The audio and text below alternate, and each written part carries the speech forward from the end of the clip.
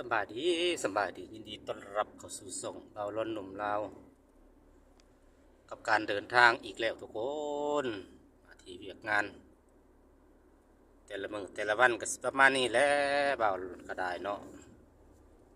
แดดบริยูฝนบริเศร้าบริยุทธ์วันอาทิตย์บริเศร้าวันเสาร์พี่น้องเลยคือเก่าคือเดิม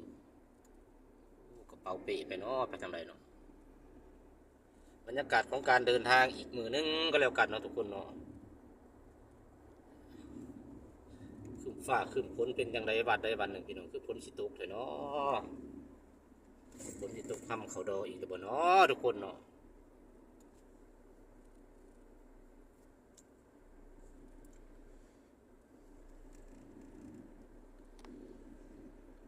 กสิทรายก็ออกมาหามุมตัวคองอีกเด้อเนาะสบายดีสบายดีคนอนุญาตบาดคำมือบาดขังเดียว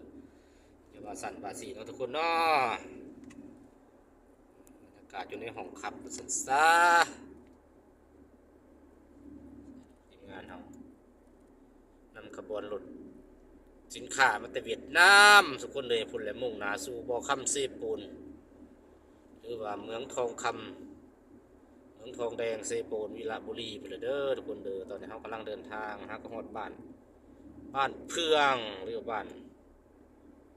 อีหยังหนองกระทาดนี่แหละบ้านห้วยซานเนาะบ้านห้วยซานหรือบ้านอีหยังวะเดี๋ยวเบิ่งก่อนจะจื้อพระเที่ยวสมือเขาบ่จื้อทุกคนจื้อเขาซื้อบ้านเพิ่นบ้านห้วยซานเนาะจื้อเลยบ้านห้วยซานจุดนี้ก็สิมีโรงงานที่เป็นโรงงานอีหยังทุกคนนี่บ่แน่ใจโรงงานหลอมเหล็กหรือโรงงานอีหยังสักอย่างทางฝั่งซ้ายนี่ก็จะมีชุมชนมีห้านอาหารมีโรงแรมโรงอันนั้นเนาะโรงกินดื่มคนโรงอาหารสำหรับสายปาร์ตี้สายเที่ยวว่าซั่นซะทางถนนหนทางก็จะมีแบบนี้แหละทุกคนตุ๊กตาข้างทางเพิ่นว่าสั่น แต่ผู้มักผู้ส้มซอก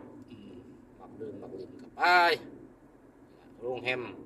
เวียงคำทุกคนมีหุบปันสร้างก่อนจะหอดชายแดนทุกคนมานี่ก็สิเห็นเนาะบรรยากาศสองฝั่งข้างทางโอเคทุกคนเดี๋ยวพบกันใหม่ซิปนะช็อตหน้าเร็วกันสำหรับคลิปนี้เบาแล้วนุ่มเล่าขอมาลาพระจากครับลูกมุ่งหน้าไปต่ออีกทุกคนนะพบกันใหม่คลิปหน้าเด้อส่งมาลำไว้สุขุสุขคนบ๊ายบาย